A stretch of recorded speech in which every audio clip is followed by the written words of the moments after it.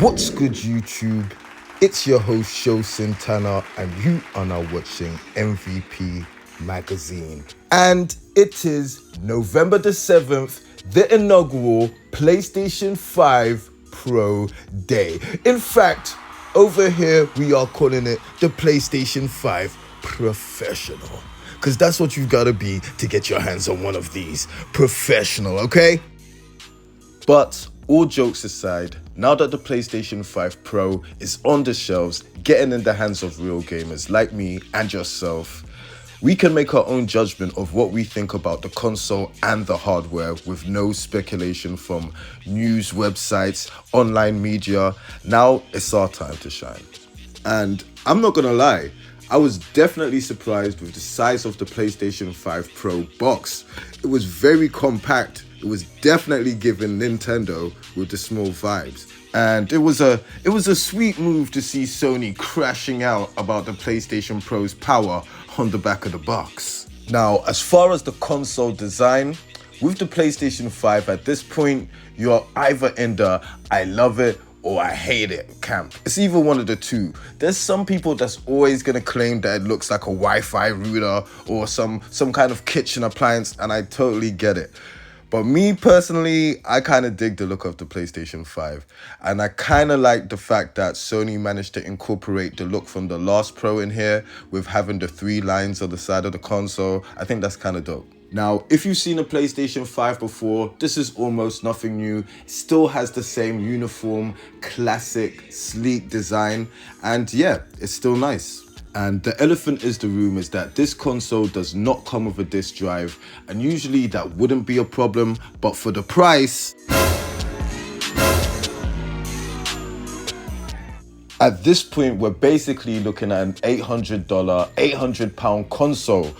And that's without the stand, and that is crazy. Now, even though it's the more powerful model, I'm very surprised they managed to keep it around the same size as the original OG PS5, which is cool for me because that's actually my favorite looking one. So far in my limited time testing the PlayStation 5 Pro, I've sensed that the games are a little bit more faster.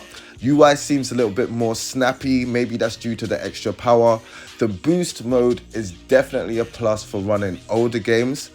One thing that is definitely cool about the console is that on launch day, it's already supported with a ton of patches for games which are popular, and it seems that that's gonna grow in the future.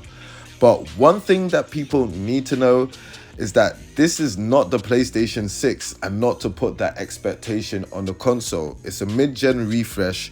Think of it more as a PlayStation 5.5, and I think you'll be able to enjoy it more for what it is. But with the amount of games already hitting 60 frames per second on the PlayStation 5 Pro, if you're a gamer who's more of an enthusiast, who wants the best console experience, there's almost nowhere else for you to go but the Pro.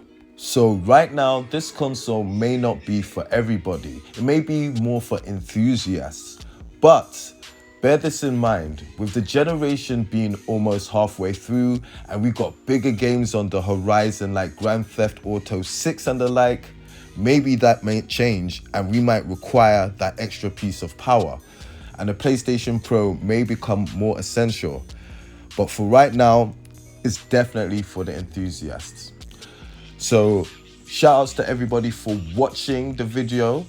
I'd love to give a big shout out to my fiance Olivia for sponsoring the channel and your boy with this PlayStation 5 Pro. Really appreciate it. And yeah, more content coming soon. Holla at your boy.